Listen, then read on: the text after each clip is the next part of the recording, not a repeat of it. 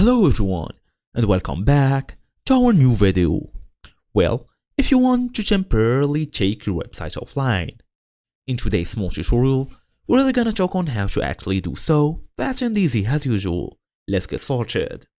Well, first and first, open your device, make sure you are fully connected to the internet, go and look for webflow.com, then tap on this link.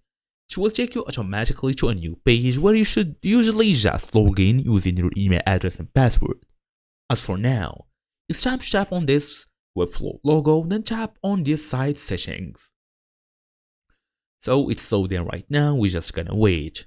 Then go all the way to the hosting or publishing page here.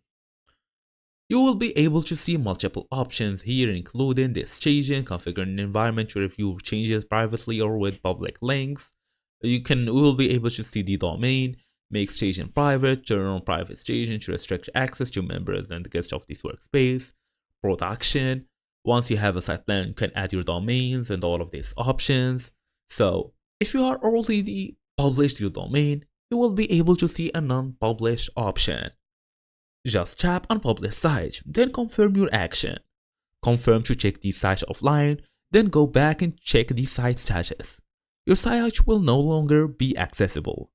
As for some pro tips, unpublishing doesn't delete your site. You can republish anytime. It's useful for maintenance or even redesigns.